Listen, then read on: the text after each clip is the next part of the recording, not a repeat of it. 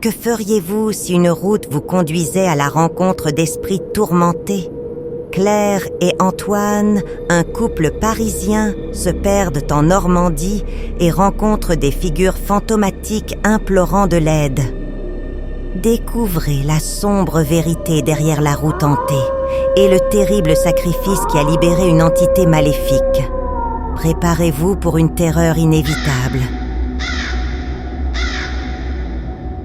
À l'été 2015, Claire et Antoine, un couple parisien, partent pour une escapade romantique en Normandie. Tout semblait parfait. Ils quittèrent Paris un matin ensoleillé, la route devant eux brillant sous la lumière dorée du soleil levant. Le paysage se déroulait comme un tapis vert, avec des champs de lavande et de petits villages pittoresques parsemant le chemin. En fin d'après-midi, ils quittèrent la route principale à la recherche d'un chemin plus pittoresque. Cependant, la route commença à se rétrécir, entourée d'arbres denses qui semblaient se refermer autour d'eux, créant une atmosphère de claustrophobie croissante.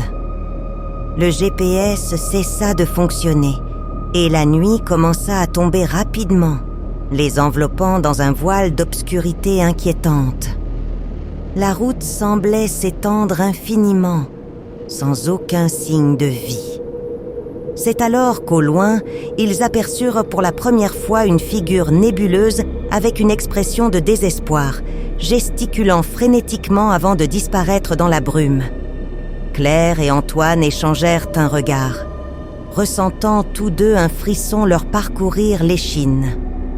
« Tu as vu ça ?» chuchota Claire, sa voix tremblante. Antoine acquiesça simplement, accélérant la voiture dans une tentative d'échapper à ce qui semblait être une route sans fin. La peur les envahit. Antoine essaya de garder son calme, mais la route ressemblait à un piège sans issue, chaque virage menant à plus de ténèbres. Des figures spectrales commencèrent à apparaître plus fréquemment, toutes avec des regards tourmentés implorant de l'aide. La peur était palpable dans la voiture et la tension entre le couple grandissait. Finalement, ils aperçurent un petit village et, en quête désespérée d'aide, rencontrèrent Monsieur Dubois, un habitant local à l'apparence fatiguée et aux yeux tristes. Il les invita chez lui, où la lumière chaleureuse d'une cheminée apporta un peu de réconfort. Assis dans le salon de Monsieur Dubois, Claire et Antoine racontèrent leur histoire. Monsieur Dubois écouta attentivement, son expression devenant de plus en plus sombre. « Mais mon fils est mort sur cette route, » dit-il, la voix tremblante. « Il a été l'une des nombreuses victimes. La route est connue pour être hantée par les âmes de ceux qui sont morts dans des accidents tragiques. » Claire sentit un frisson lui parcourir l'échine. « Alors, ce que nous avons vu était des esprits ?» demanda-t-elle, incrédule. Monsieur Dubois hocha la tête. Ils essaient de prévenir de nouveaux désastres, mais sont prisonniers de leurs propres tourments. Monsieur Dubois semblait croire aux visions de Claire et Antoine, ce qui leur apporta un petit soulagement. Il commença à partager des histoires et des légendes anciennes de la région, chacune plus macabre que la précédente. Les esprits ne reposent pas tant que leurs morts ne sont pas vengés, ou que leurs âmes ne sont pas libérées, expliqua-t-il. Au milieu de la conversation, il révéla un journal ancien qu'il avait trouvé dans le grenier, écrit par un survivant de l'un des accidents. Le journal mentionnait un rituel pour libérer les âmes piégées, mais nécessitait un objet spécifique enterré dans le cimetière local. « Cela pourrait être notre seule issue, » dit Claire, déterminée. La tension entre Claire et Antoine augmentait à chaque pas. Antoine commençait à avoir des visions vivides d'un accident de voiture qu'il avait eu dans son enfance, tandis que Claire était hantée par des rêves récurrents d'une jeune femme. toujours triste, essayant de communiquer avec elle. La profonde tristesse de Monsieur Dubois imprégnait l'atmosphère, rendant l'ambiance encore plus lourde. « Nous devons le faire », insista Claire, tenant la main d'Antoine. « Nous ne pouvons pas laisser ces esprits souffrir davantage. » Avec un sentiment d'urgence, ils décidèrent de se rendre au cimetière local, même sachant que les esprits y seraient plus actifs et dangereux. Sous la lumière argentée d'une pleine lune, ils arrivèrent au cimetière. L'atmosphère était oppressante, et les esprits semblaient les observer de toutes parts, leur présence faisant chuter la température de manière drastique. « Dépêchons-nous » dit Antoine, sa voix un murmure nerveux. Ils commencèrent à creuser dans la tombe mentionnée dans le journal, sentant la présence des esprits s'intensifier. Finalement, ils trouvèrent l'objet, un médaillon ancien, lourd de la mémoire de nombreuses années. Lorsque Claire toucha le médaillon, une vision terrible la frappa, montrant les derniers moments de la jeune femme qui apparaissait dans ses rêves. De retour chez Monsieur Dubois, épuisés et ébranlés, ils tentèrent de déchiffrer le journal.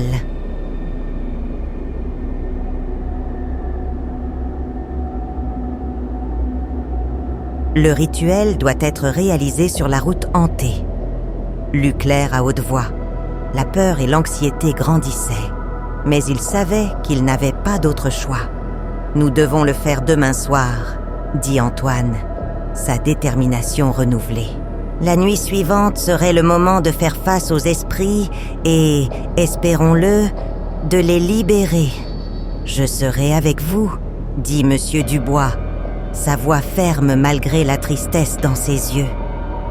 Ils passèrent le reste de la nuit à se préparer, avec le journal et le médaillon comme leur seul guide. La nuit suivante, une tempête approchait, intensifiant la tension. Ils retournèrent sur la route avec le médaillon et le journal, prêts à réaliser le rituel. Les esprits apparurent en plus grand nombre, leurs expressions de désespoir et de souffrance les entourant.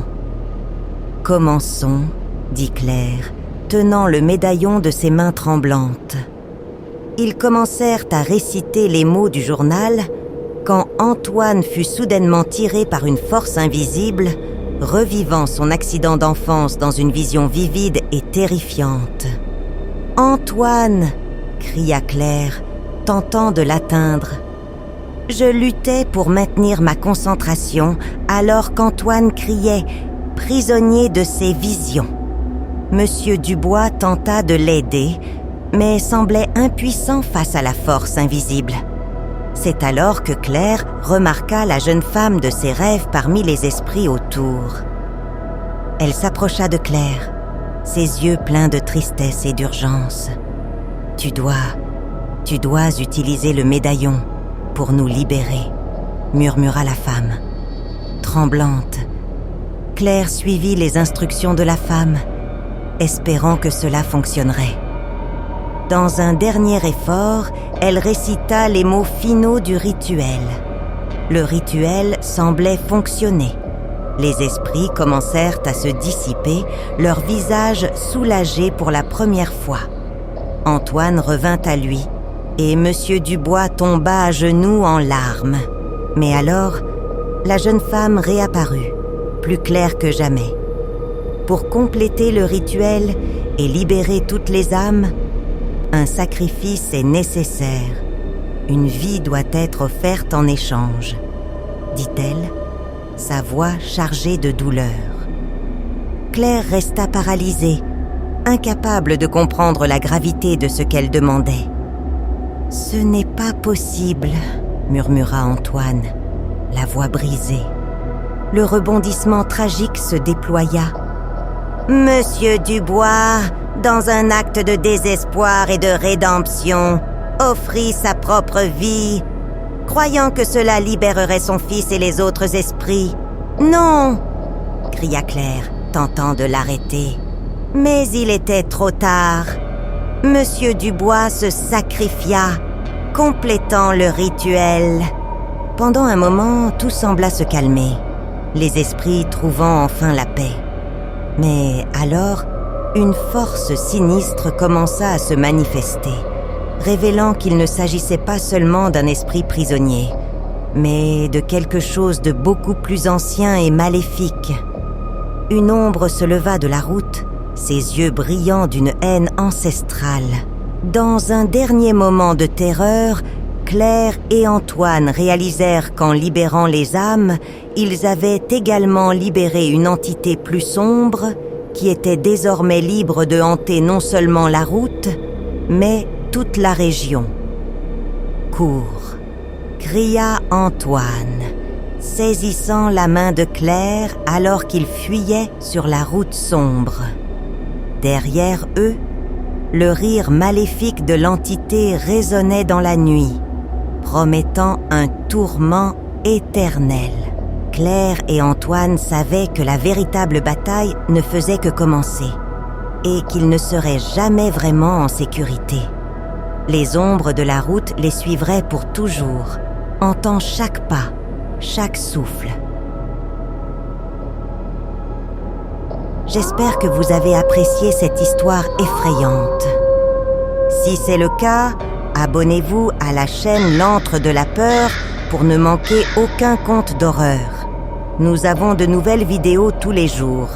Alors, cliquez sur le bouton d'inscription et activez les notifications pour être les premiers à les regarder. Et si vous voulez encore plus de frissons dès maintenant, ne manquez pas notre dernière vidéo.